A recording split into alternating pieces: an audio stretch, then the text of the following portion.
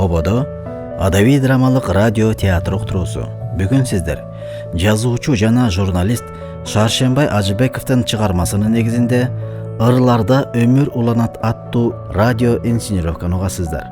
Чыгармада элге белгилүү залкар акын Алыкул Осмоновдун өмүрүндөгү урунттуу айрым учурлар камтылды.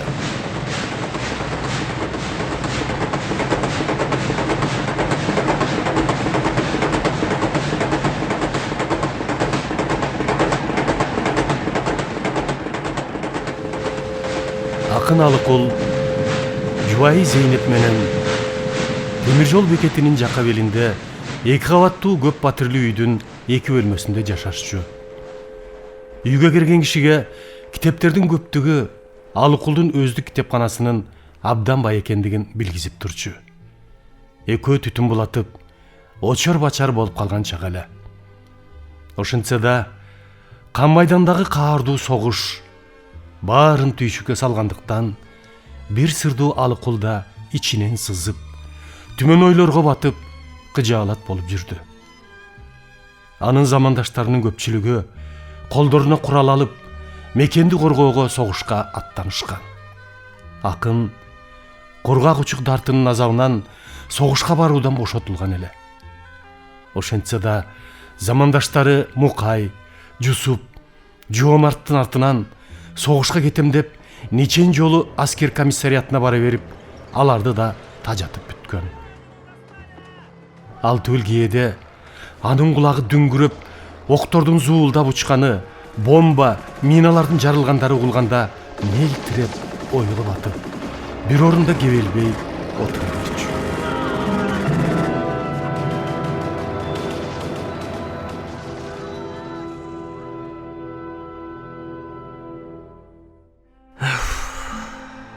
Алыкул, сага эмне болду? Эмнеге ойго батып калгансың? Түйүнчөктөйүп, кайда даярданып атасың? Жашыруун болбосо, айтсаң боло. Мен деле билейин. Ылайыктуу нерселериңди өзүм эле даярдап берем. Нечен жолу кайрылсам да согушка жиберишпеди. Мен эмне башкалардан кем бекенби? Буту колум соо, көзүм көрөт. Мылтык кармаганга кантип кароом жетпей калсын? Өз ыктыярым менен суранып жатсам да, ар кайсы шылтоону айтышып, көгөрүп аскерге албай жатышат. Мен бул жерде замандаштарымдан калып, жашагым да келбей калды. Антпеч Алыкул, сендей жигиттер оорукка деле керек. Согушка барбаган акын жазуучулардын милдеттери белгилүү го. Силер ал абалды байма-бай жазып, жалпы эл катмарына жеткирип турушуңар керек да. Азыр болсо сен эч нерсе менен алектенбей калдың. Иштеген жериң жок. Сага эмне болду? Эмне үчүн согуш? Оорук жөнүндө жазууга болбосун. Ал эле дейсиңби? Оорукта эркектер жасоочу иштерди эле толуп жатпайбы? Жаман оюңду токтот. Согушка бул жактан деле жардамдашса болот.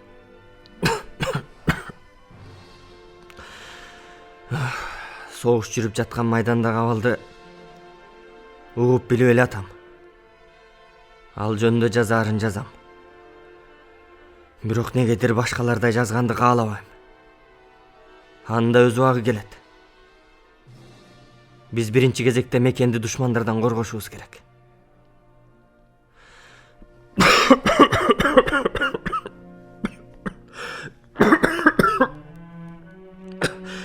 Бүттү. Эртең түз эле бекетке барып, өз ыктыярым менен согушка кетем. Алыкул. Алыкул. Эсиңе кел. Сага эмне болду? Дагы тереңирээк ойлончу. Өтүнүч.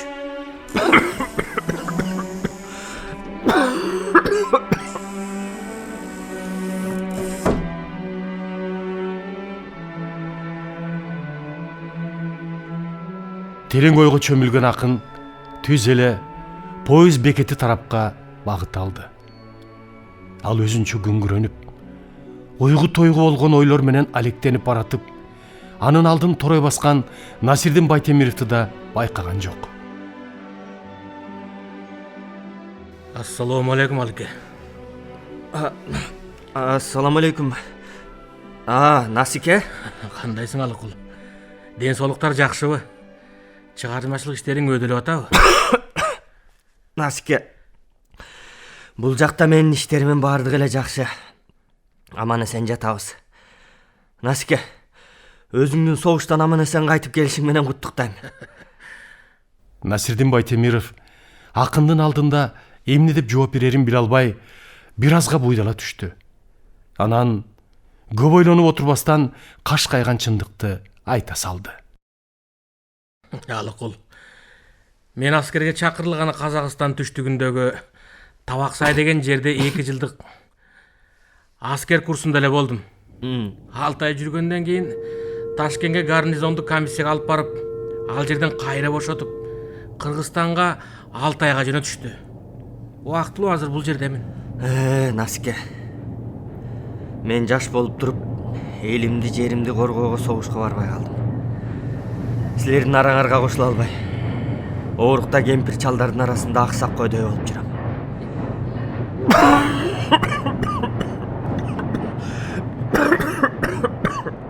Алке, Эч кимге пайдам тийбейт окшойт. койсоңчу Алыкул.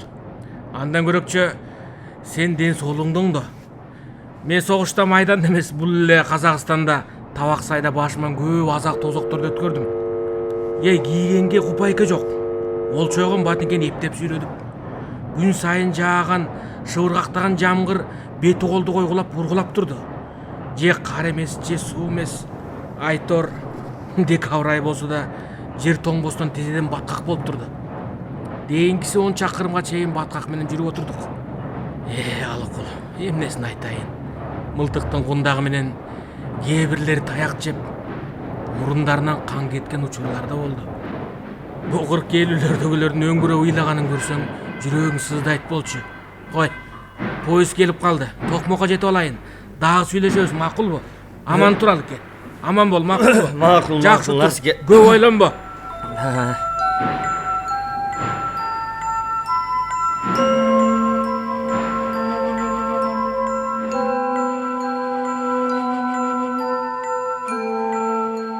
Жылдар билинбей жылып өтө берди. 42-жылдын кыш айларында Зейнеп кош бойлуу эле. Ал ошол маалда республикалык искусство иштери боюнча башкармалыкта улук инспектор болуп эмгектенчү. Коюлган оюнду талкуулоодо же жаңы чыгарманы кабыл алууда жамаат дайыма анын адистик даярдыгын баалашчу. Ал кул болсо күн түн дебей, жумуш столунан баш көтөрбөй, чыгармачылыгы менен алек. Зейнеп менен деле маектешпей, киришкен ишин улантып атты. Бактылуу күндөр бул үй бүлөдө сейрек гана кайталанып, үй бүлөлүк чеп, кулап, ынтымак ыдырай баштады. Согуш учурундагы түйшүккө жараша, Зейнеп 2 мөөнөт катары менен иштөөгө туура келип, таң аткандан керели кечке кызматында жүрүп, үйгө кеч кайтчу болду. Алыкул болсо поэзия дүйнөсүнө кирип, үй бүлө ынтымагын деле ойлоого чамасы чак болчу. Ал кезде мен олтурам үйдө жалгыз. Ойлордон ойлорду ээлеп түпсүз сансыз. Аттиңай, бир чоң килем соксом дейм, бир четин мүлдө кыргыз көтөр алгыз. Алыкул түн бир окумга чейин үстөл үстүндөгү кагаздарын чимелеп, улам-улам ырсаптарын тизмектеп отура берди. Зейнептин үйгө келгенин баамдаган да жок. Зейнеп кош бойлуу болгондуктан ал деле Алыкулга көңүл бурбай жатып алды. Ал башка түшкөн ар кандай кыйынчылыктарды чыдамкайлык менен жеңип, 42-жылдын 24-апрелинде аман эсен көз жарып алды. Ал үйүнө келгенде кубанычы коюнуна батпай турган Алыкулду көрүп, төрөлгөн наристе атасынын сүймөнчүгү боло тургандыгына толук ишеним менен жадырап жайнап ага суроо узатты. Кызыбыздын ысымын кандай атадың? Сен акын эмессиңби? жүрөгүңдө түнөгөн ысымдар көптүр. Зейнеп, мен ал жөнүндө чынында ойлонбоп турмун. Туура айттың. Атасы катары мен ойлонушум керек эле. Билесиңби, кызыма эң бир угумдуу, кооз, жөнөкөй, ошон менен бирге мааниси терең кыргыз кызынын ысымын коюшум керек. Зейнеп, кызыбызды Жипар деп атайлы. Ушул ысымды туура көрдүм. Ылайым эле кызыбыздын Жипар жыты кетпесин. Бактылуу кыз болсун.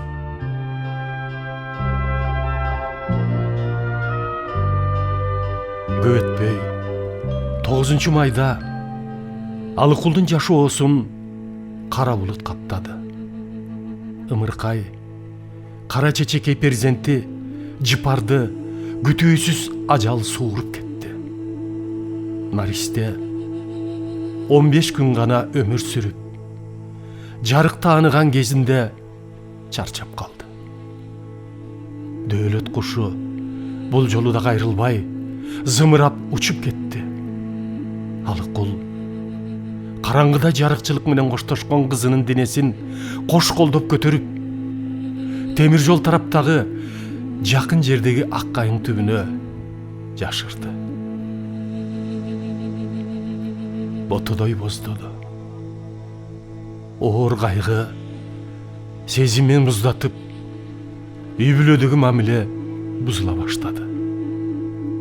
Акын түнөрүп, күн түн иштеп, үйдөн башка тараптарга баргысы да келбеди. Анын жан дүйнөсү менен жеке турмушу шайкеш келбеди. Арадан зымырап убакыт өтүп, баш кошкон жары менен оту күйүшпөй калды. Басса турса, наристеси эсинен кетпей, сезимин куйкалап атты. Тооруй басып, тосуп чыгып жолумдан, бурай кармап, майыштырып оңумдан, жаш өмүрдө жаңы бөбөк көрөөрдө, таш боор өлүм тартып кетти колумдан. Эң таза эле, сүт үстүндө каймактай, сайрайт эле булбул кушту сайратпай. Бирок тагдыр жеткирген жок ал күнгө. Ай чиркин ай, өмүрүнүн кыскасы ай. Сулуу тоолор, көркөм көлдөр четинде көп гүлдөр бар, кызыл, жашыл түрлөрдө.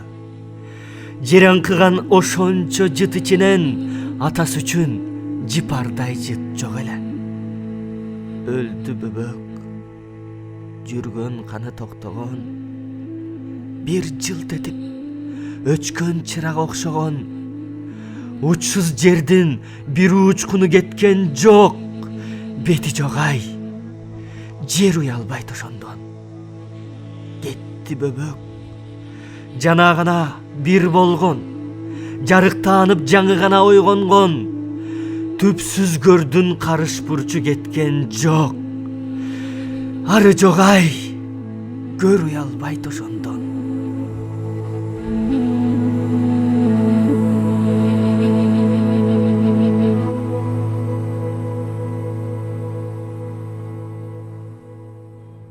Жары менен ажырашып, жалгыздыктан Алыкулдун күндөн күнгө шамы өчүп, ден соолугу кескин начарлай баштады.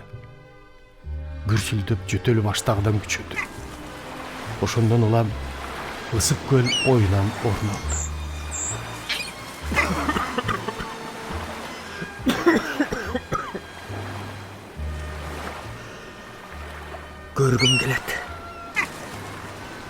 Көргүм келет миңирет. Айткым келет, сүйөм көлүм, сүйөм деп. Элесимде көл жатпаса шарпылдап, ырларымда анда кандай касиет.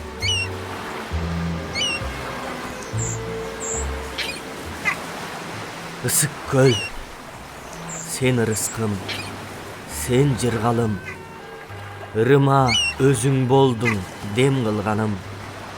Өзүнчө урматтуу бир салт экен го, көрпүлдөп, көбүк чачып турган маалым.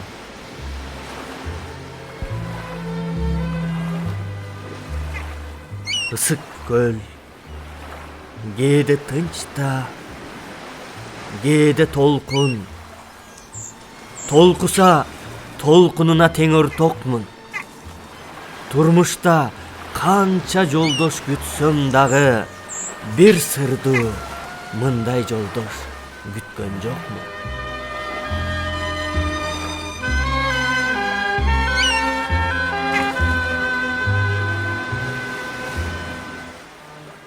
Ошол күн Алыкул көл жээктеп жүрүп, караколдон эс алганы келген топ кыздарга жолукту.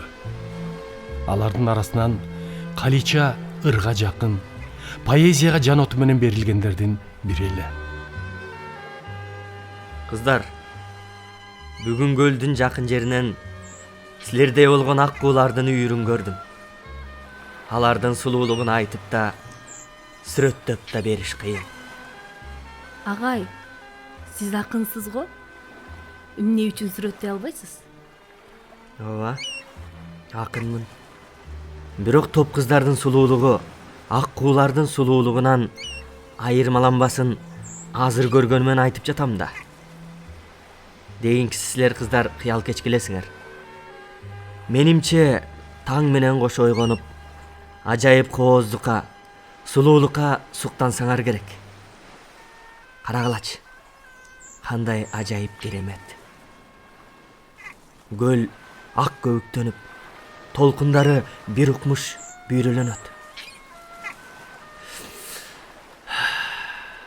Абанын тазалагын айтпа. Тимеле дүйүм чөптүн жыты мурунду өрдөйт. Канаттуулардын сайраган үнүн тыңшагылачы.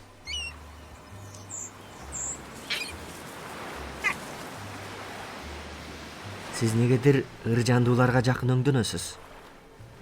Көл жээктеп бирге басалы. Туура көрсөңүз, алгач таанышып алалы. Менин атым... Сизди билем. Менин ысымым Калича. Абдан жакшы ысым экен. Анда сени Какен дейт турбайбызбы?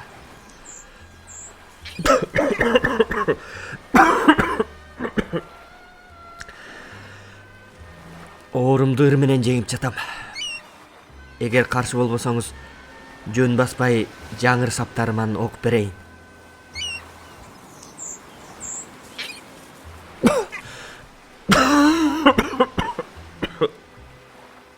Көл сонун, алдан тайбайт кышта тоңуп. Бул күндө бир учалы, бирге конуп. Үстүндө сенин жаның бүркүт болсо, үстүмдө менин жаным жылдыз болуп.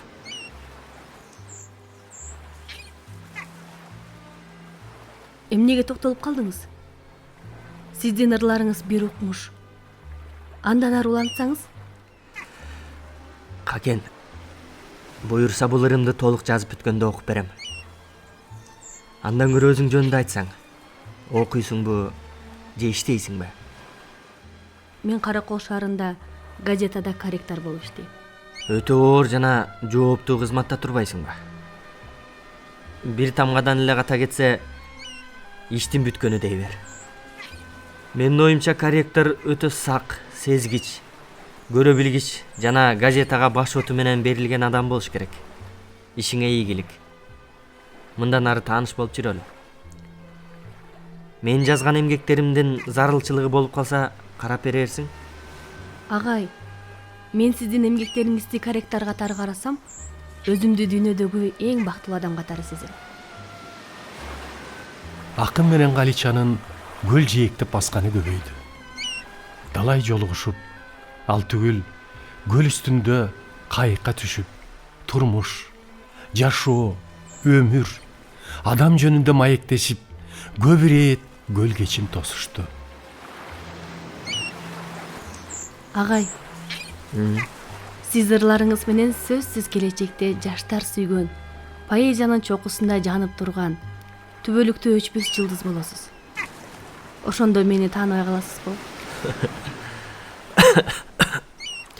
Какен, сендей кыздарды таарынтууга менин кудуретим жетпейт. Агай, капаланбаңыз. Андан көрө ырларыңызды бериңиз. Мен өзүм иштеген Ысык көл правдасына чыгарайын. Сиздин ырларыңыз ысык көлдөй кенен, ала тоодой бийик. Жакшы ойлоруңа рахмат. Дегенкиси сенин эсиңде жүрсөм эле ошол мага чоң эстелик. Бирге жүрдүк. Бирге жайлап, бир айлап. Кайык минсек сен олтуруп мен айдап. Мен арчадай жаш эсебин билгизбей, сен кайыңдай жаңы гана бүр байлап. Уялбадым, тартынчаактык кылбадым, шек билгизип атыңда табырдадым. Тик карабай, чырайыма, түсүмө сен уялып, жерди карап кызарды.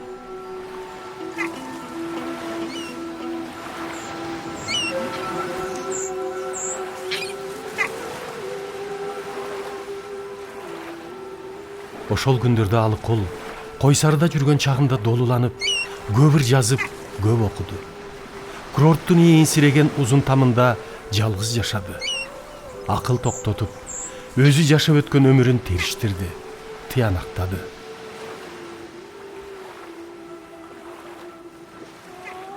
Мезгил чиркин, учкан куш белем.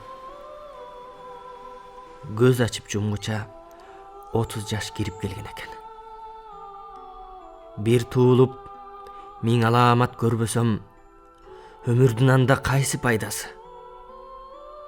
Орустун улуу акыны Пушкин 37-синде, Байрон 36-сында, Шелли 30-унда, Лермонтов 27-синде, Есенин 30-унда опат табышса да, булардын эмгектери түбөлүк сакталып калды. Ал эми менчи?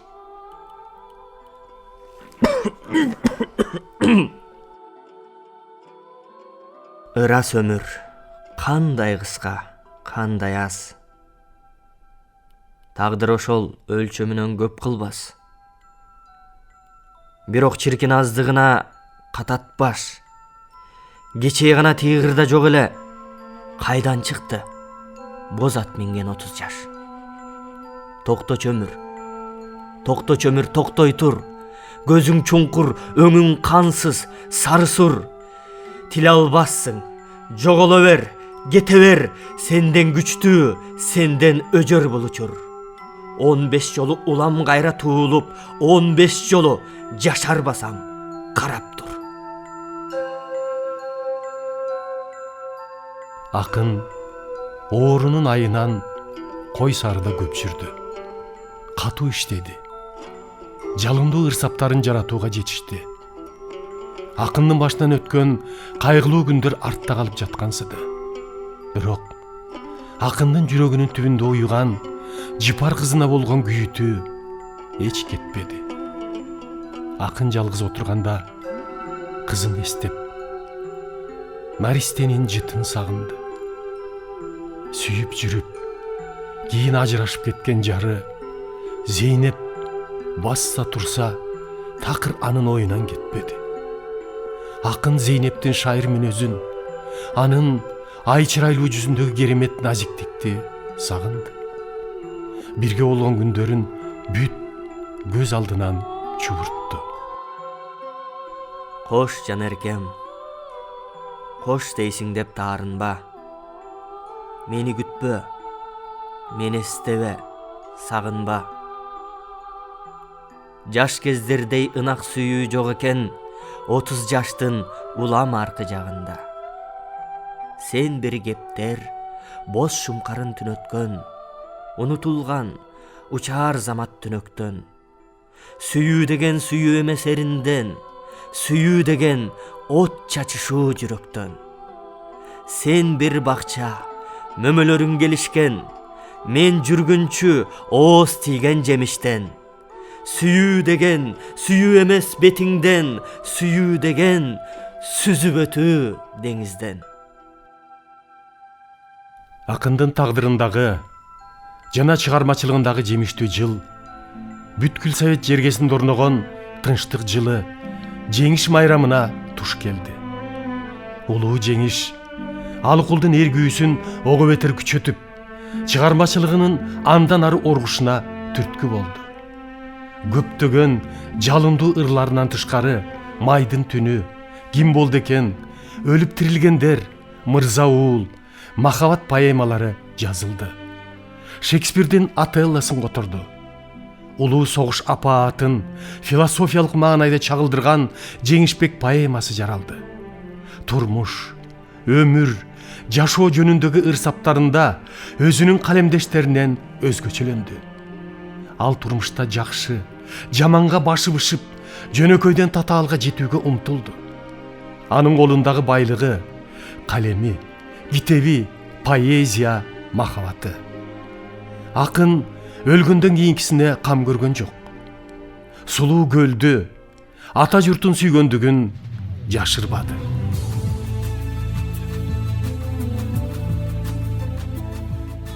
Жылуу кийин. Жолуң кыйын үшүрсүң. Кыш да катуу. Бороон улуп, кар уруп.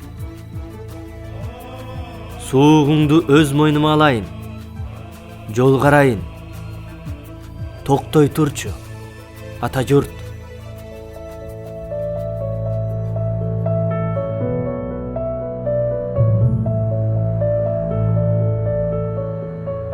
Ушуну менен адабий драмалык радио театр уктуруусунун кезектеги чыгарылышы аяктады. Бүгүн сиздер жазуучу жана журналист Шаршембай Ажыбековдун чыгармасы боюнча журналист Болотбек Токоев тарабынан түзүлгөн «Ырыларда өмүр уланат» аттуу инсценировканы уктуңуздар.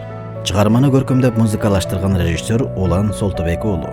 Катышкандар: Кыргыз Республикасынын эмгек сиңирген артисти Эгемберди Бекполиев, артисттер Улан Зайнидин уулу, Анара Сөлпиева, Нурлан Абдрахманов жана Нуржан Качкынбекова. Дайыма сак саламатта болуп, оору сыркоодон алыс болуңуздар.